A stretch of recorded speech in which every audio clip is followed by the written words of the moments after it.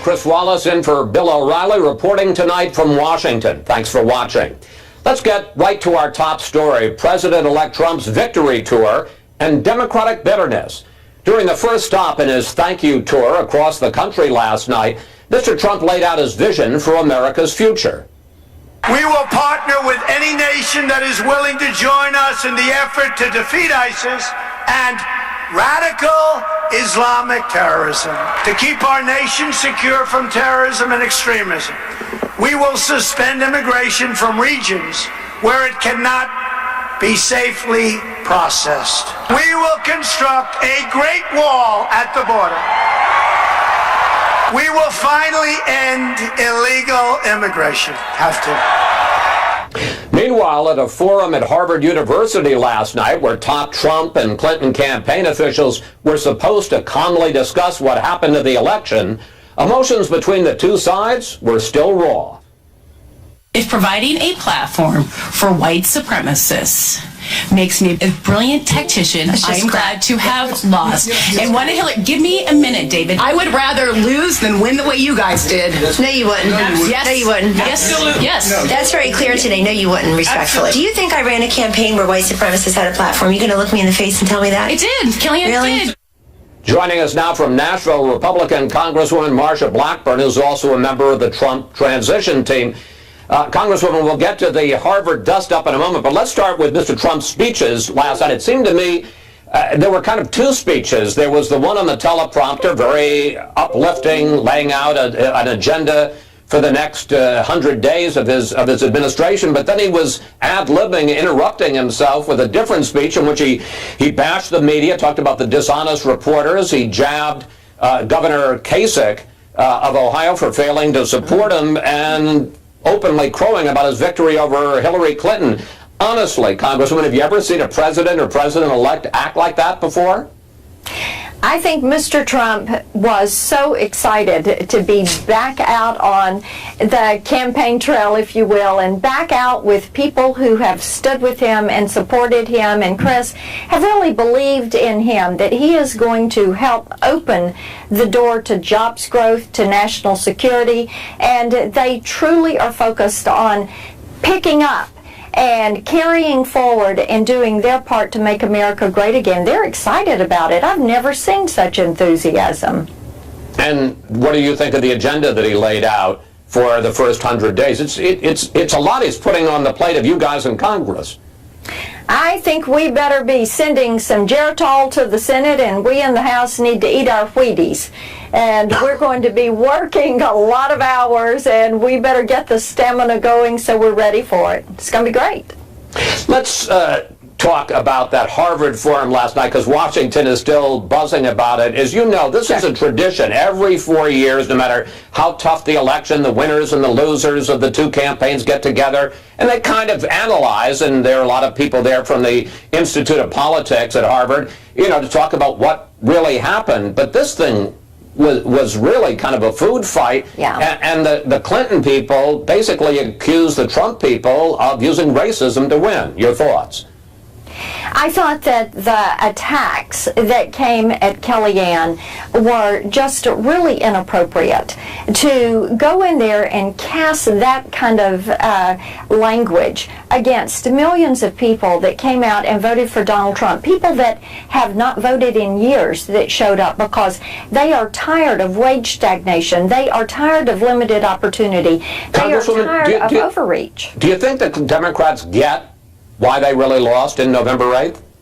I don't think that they yet understand it. They completely misread the mood of the American people. And they thought the American people wanted more of what Barack Obama and the Obama economy had given them. And Chris, they wanted less. They wanted change. They wanted to be rid of this. And you have some political tacticians that really misread the American people and a candidate in Hillary Clinton who is not likable. And so they missed their mark. And they're very bitter. They're trying to justify. And I think when people start trying to justify what happened in a situation and blaming others or circumstances other than themselves, they know that they did not prevail. They know that they didn't do the job that they thought they were doing. So there you Congresswoman, go. let me just get into one last issue with you, because the president-elect surprised not only the crowd, but also some of his top advisors. He announced that James Mattis, the retired general, is going to be his Secretary of Defense. What do you think of Mattis, and what do you think about the issue of civilian control of the military? Because he's going to be the first general since George Marshall back in 1950 to run the Pentagon. That is right, and the Pentagon is ripe and ready for reforms. We all know that. And in James Mattis, you're going to find someone who is going to listen to the commanders in the field and to the troops and what they need. I've talked to Marines who have served under his command, and Chris, I got to tell you, they are really excited to know that Mad Dog Mattis is the one who is going to be overseeing what is happening with the active duty military. They trust him, they like him. He has been out in the field with some of these guys. He will sleep in a pup tent, he will eat rations, he will stay with them. Congresswoman Blackburn, thank you so much. Thank you for your time this evening. Good to be with you. Thank you. Always a pleasure. Next on the rundown, Democrats doubling down on their resistance to President-elect Trump. Have they learned anything from the election results? Stay tuned. Tonight, how will congressional Democrats deal with President Trump?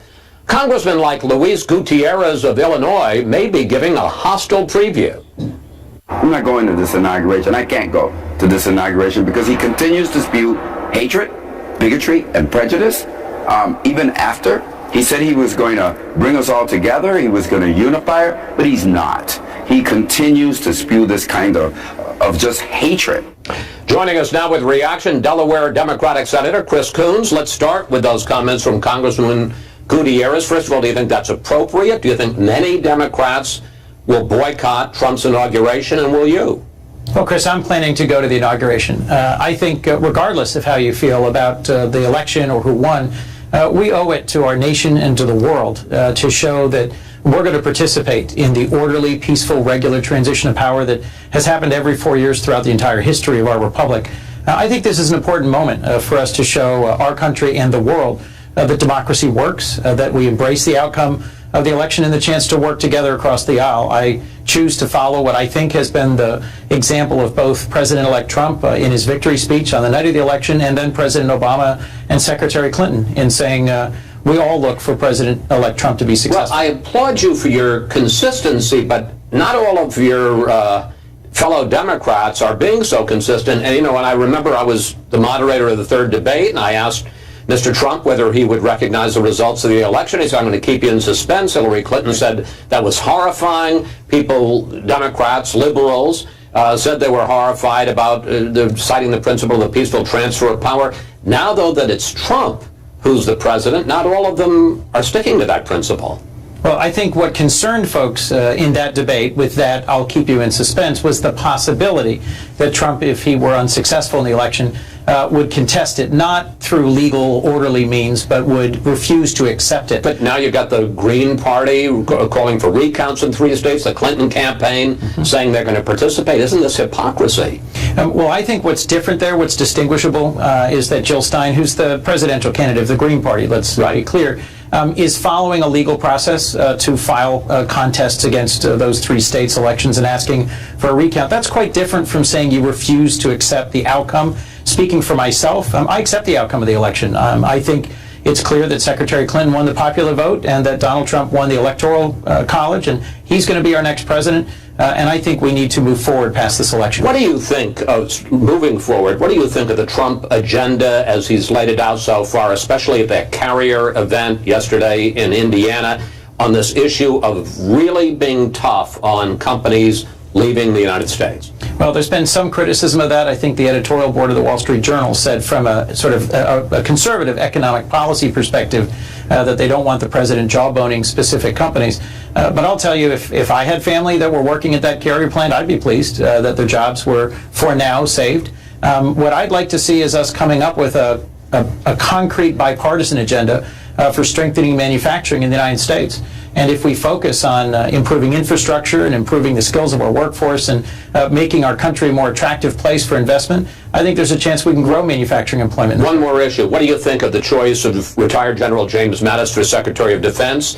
Will you vote to give him the waiver because he has not been out of the military for 7 years? Will you vote to confirm? Well, I was very encouraged by his nomination. I've talked to a number of friends who are Marine Corps veterans who know him from service and who've said very positive things about him as someone who reads a great deal, who served more than 4 decades in the Marine Corps and has personal experience both as a combat commander in Afghanistan and in Iraq and is knowledgeable about the challenges that we face in the world. Real quick, you have a problem giving him the waiver? I understand some of my colleagues are raising a question about civilian control of the military. It's been more than 50 years since we've given such a waiver. I'll consider it. But I think it's important that President-elect Trump surround himself with a national security team with the kind of experience and character and success in the battlefield that General Mattis has demonstrated. Senator Coons, thank you. Always good to talk with you, sir. Great to be with you. Up next, the Trump and Clinton teams get fired up over the media, but for very different reasons. That report, moments away. In the Unresolved Problems segment tonight, the media under fire from both sides of the political divide. Last night, President-elect Trump slammed reporters during his remarks in Cincinnati. They go, for weeks, Texas is in play. Then you turn on the television like 2 minutes later, Donald Trump has won Texas, you know.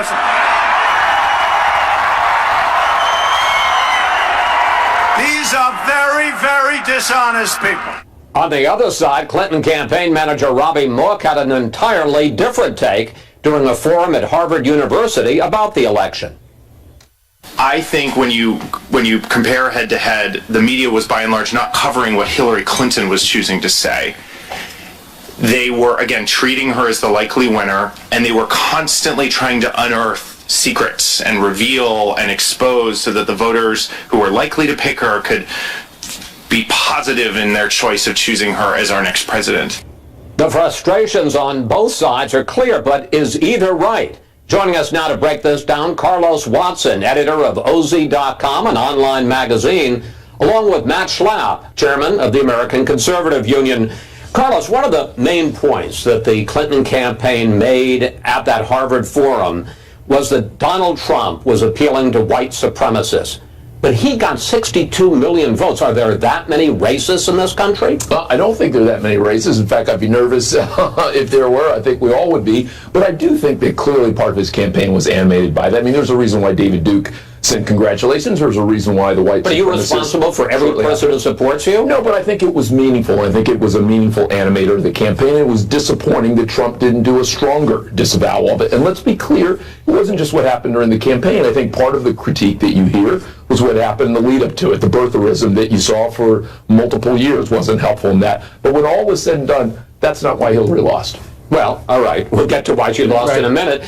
But, Matt, the Clinton camp makes the point that Trump mainstreamed the alt-right, mainstreamed anti-immigrant, anti-minority white nationalists. Do they have a point there? No, it was Hillary Clinton who did it in her famous speech where she talked about the alt-right, which as a conservative leader was the first time I had ever heard what the term was. And then I find out it comes from a splinter group that has about 200 followers. And what she really, the big mistake she made in this campaign, Chris, is that she had a disagreement with the person opposing her in the Republican Party on a number of issues. But she started to attack voters. She called all of us who were supporting him. We didn't know, were we in the basket of deplorables or were we not? Are we racist? Are we haters or are we not? When she took out after voters, there were consequences for that, and I think it's one of the reasons why she lost. All right, Carlos, the Clinton folks say they agree that wasn't the only reason they lost, but they say that she lost because she was a woman.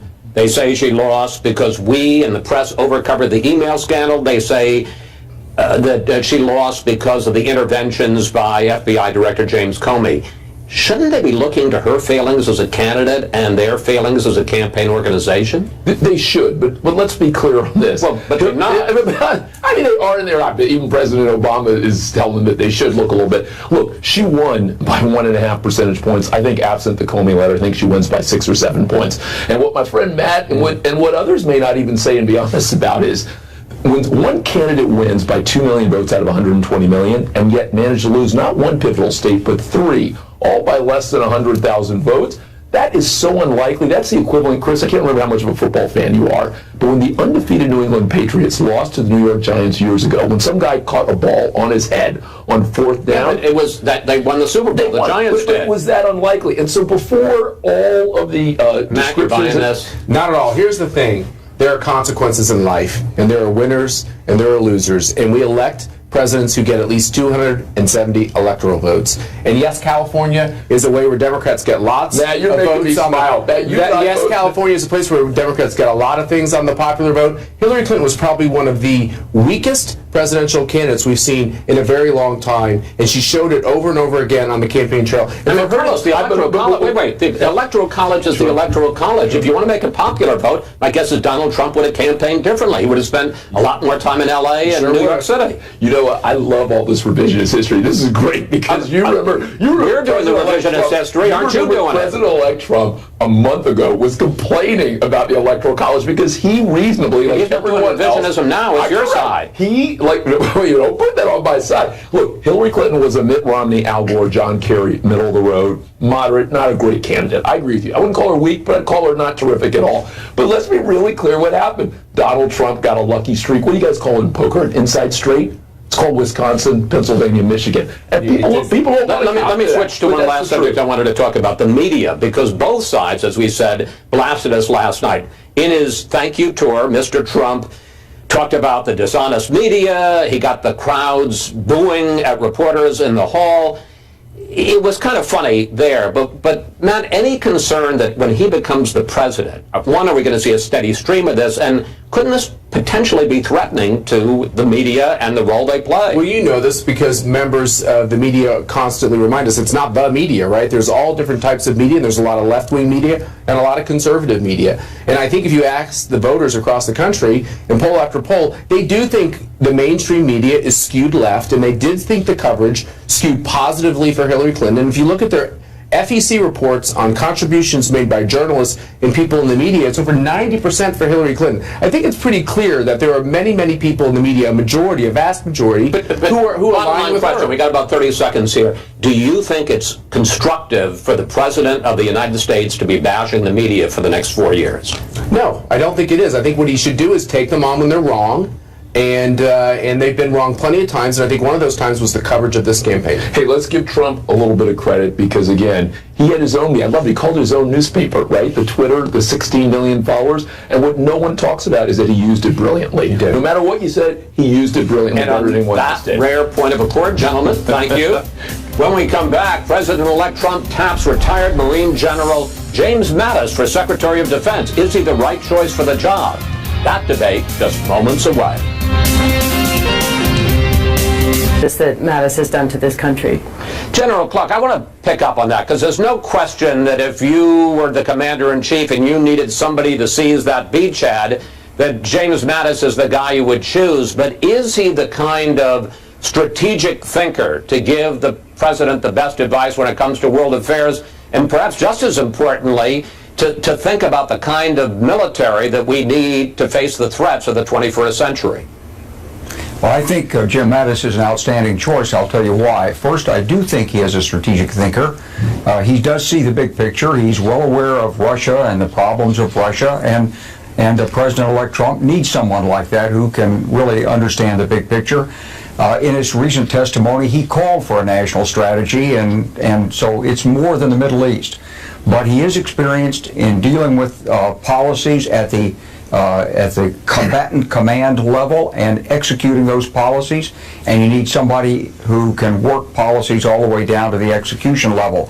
I do agree with what Nancy Soderberg says about needing policy expertise, but that policy expertise comes in staff members at the National Security Council staff and also at the Pentagon. The challenge for General Mattis is to take his big picture view and make sure that all the periods and commas and colons in the policy papers support that big view. Ambassador, let me bring you in. Your response to that, particularly in this question of reforming the Pentagon, creating the kind of military we need for the 21st century. Does Mattis have the credentials to do that? And specifically on this issue of the waiver, because Congress is going to have to pass a waiver since he hasn't been out of the military for 7 years. Do you envision any problem in Congress doing that and Mattis getting through? 3 points. On the first one, I think Mattis certainly knows the Pentagon inside and out. You want somebody who knows how to make those decisions. He's got that down. On the question of the waiver, I think he'll get this waiver. Donald Trump controls both houses of Congress. He's got the clear majority in the Senate. He may need to get a supermajority to get the waiver through. But on balance, people are going to have a problem with his 4 years versus 7 years out of the military, but they're going to give the president the team he wants. That's his right, and that's what you get when you win the election. I think the bigger question is, what kind of team is Donald Trump building? It's very odd to pick your UN ambassador before you've picked your Secretary of State. We have two generals in the mix here, and we still don't know who Secretary of State is going to be. General Petraeus is in the short list by all accounts. And so you could have three generals in the key three posts here. My concern, and I think all Americans want Donald Trump to succeed as a policymaker. We've got huge issues coming on here, and these are some of the tough problems. You've got cyber, you've got ISIS, you've got Libya, you've got Syria, you've got trade issues, the broad issues, and he needs people at the very top who've really been in that seat making those policy decisions. So I hope he brings on someone as the deputies to these men, and also as Secretary of State, who's got that deep, someone like a Stephen Hadley who served with George Bush. And it's odd, and this process is nothing but odd, but you usually would look at your team on balance before you announce pieces of it. So we'll see how it works out when it's all announced. Are you troubled at all by that, General Clark, the idea that this is being done piecemeal and that the Secretary of State seems to be the last piece of the puzzle?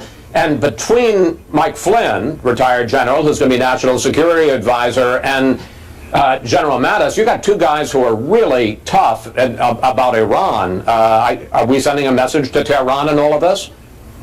I hope we are sending a message to Iran. And, of course, Mike Flynn is a spark plug. I mean, he's got a lot of energy. He wants to get things done. He's in a very difficult position in that National Security Council position, as Nancy Soderberg was saying, because that really is all about policy, treaties, laws. You got to read the fine print, and you got to somehow do it in a way that serves the president.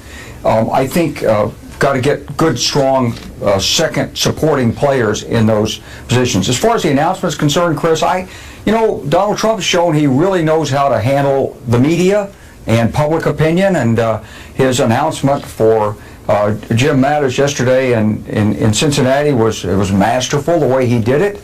Now Mattis has he's got a lot of power inside the Republican Party. He's well known. He was a strong pick, and so there's a message in the way this is being released. I suspect Trump is not releasing the names in the order that he knows them, but he's releasing them sort of from the bottom up as he's building the suspense and building the support, and this is showmanship. Well, if it's showmanship, it's pretty good showmanship because he's gotten the nation's attention. General Clark, Ambassador Soderberg, thank you both so much tonight. My pleasure. Straight ahead, Donald Trump hailing his deal to save almost 1,000 carrier jobs, but critics claim it's a major government overreach into private business. We'll take a hard look at that moments away.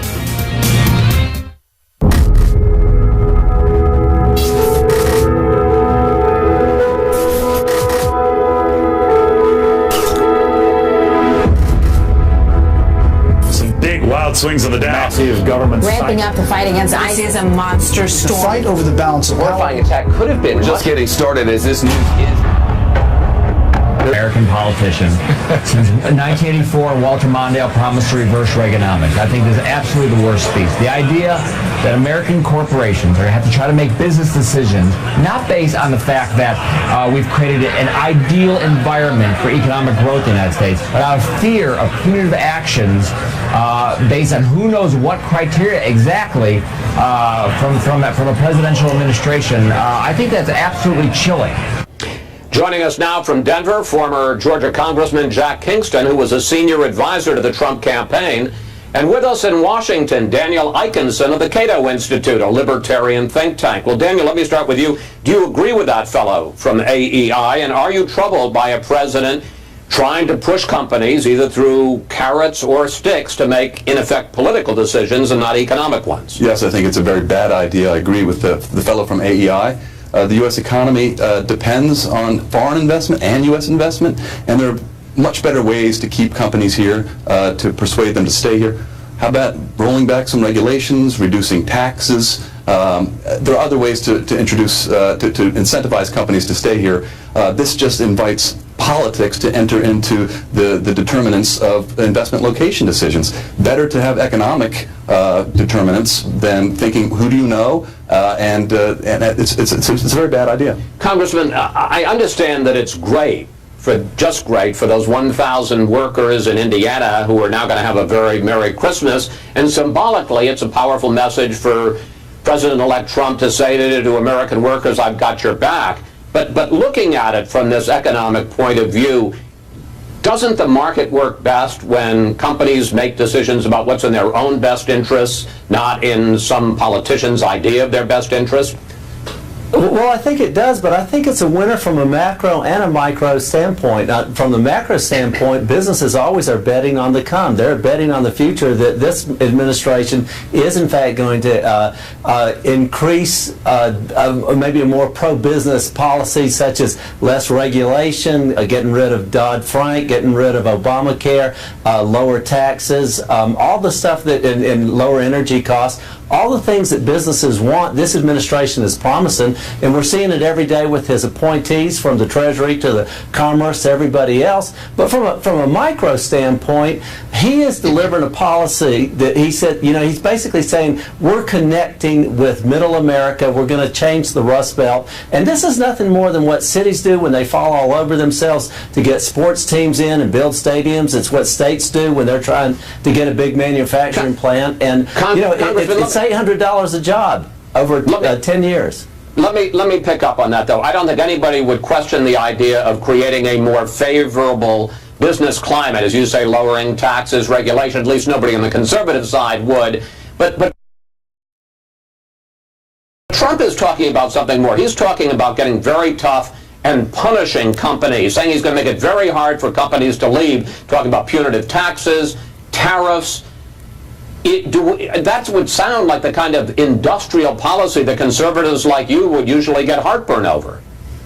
Well, but I still think as long as he's balancing this with a better regulatory environment, getting the tax burden off businesses, which he's promised to do. He's talking about repatriating money. He's talking about a change in economics that I think is going to be very, very pro-business. And I think in exchange, he's saying, before you go overseas, we want to see if we can build it here and buy it here. And that was in his policy speech last night. So Daniel, I think he's being fairly consistent right now. Daniel, let me bring you in for a quick answer. Yes. Some people are saying there are other priorities here, and that it's not just the market, there's also the question of equity, and with a working class falling further and further behind, that a president needs to think about other things. Obviously, he's going to try to grow the economy, but he also wants to protect jobs.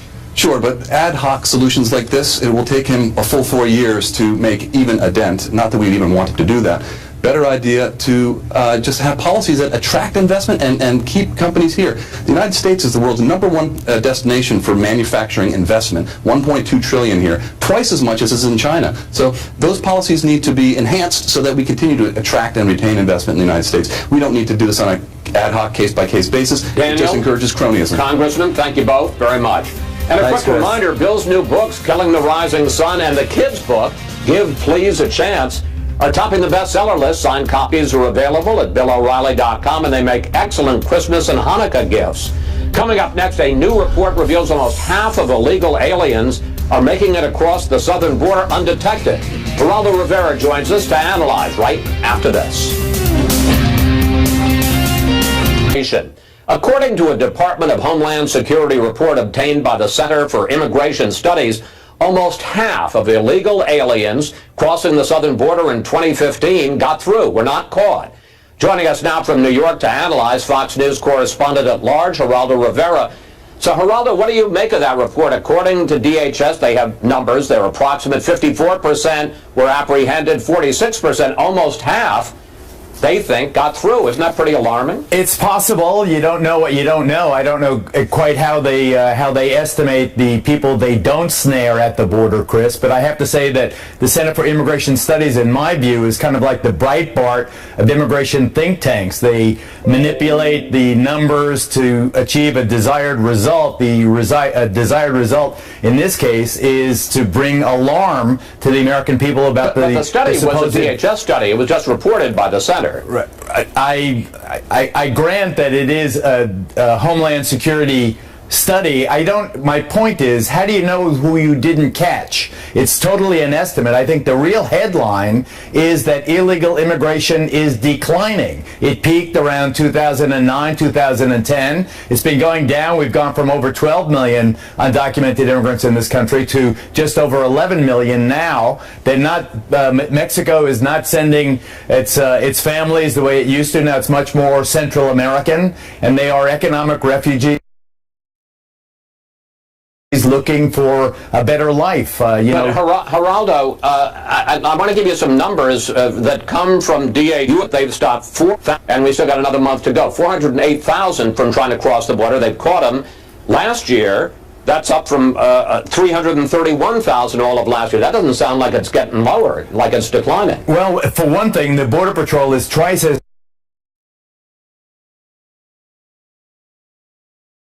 large now as it was in 2000. Listen, I'm not suggesting that there isn't a real ebb and flow of humanity across the southern border.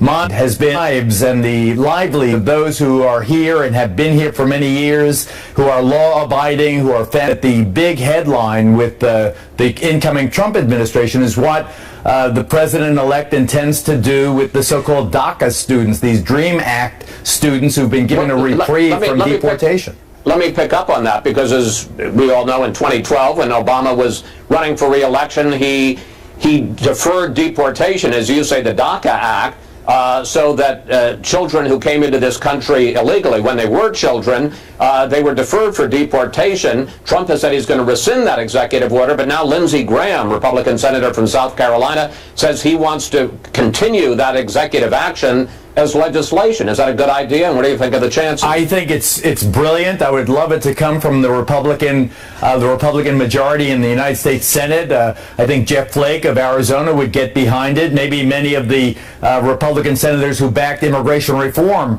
when it was still politically viable will get behind this act. I think it is humanitarian, the right thing to do. People who have been here, who came as children through no fault of their own, who've committed no offenses other than their mere presence here. What are we going to do? What's the alternative? Is the president-elect really, when he's inaugurated, going to authorize people going to house to find out where's the undocumented immigrant teenager? I just think that the United States has far more urgent priorities to deal with. And one thing, at least, that would be good, you can agree or disagree with the policy, but at least it would be an act of Congress and not executive action. Geraldo, thanks very much. I agree on that. Straight ahead, the horse race for Secretary of State and a new short list for President-elect Trump's Supreme Court nominee. Ed Henry joins us with inside details right after this. Speculation is swirling, also tough to say, about President-elect Trump's short list for Secretary of State and Supreme Court nominee. In New Jersey, Governor Chris Christie is making a push to become the new head of the Republican National Committee. Joining us now with insider details, Fox News Chief National Correspondent Ed Henry. Well, let's start right away. The big drama, Secretary of State. What do you know? Well, what people inside the transition are telling me is that before he had dinner with Mitt Romney, Donald Trump, the president-elect, was telling insiders that he was leaning towards picking Romney. And his only remaining question was, could they work well together? And so I think it's instructive that in this interview with our own Ainsley Earhart, the president-elect said, we had a great dinner, and more importantly, good chemistry. That signals to me it's likely it'll be Romney. All right. Chris Christie, the continuing soap opera, first big national politician to back Trump, going to be the vice president, then he was the transition chief, now he's out as transition chief, and he's talking about a new job. Yeah, he wanted to be a cabinet secretary. They said maybe Homeland Security secretary. It doesn't look like it's in the cards. His people are now pushing to get him to be the Republican National Committee chairman.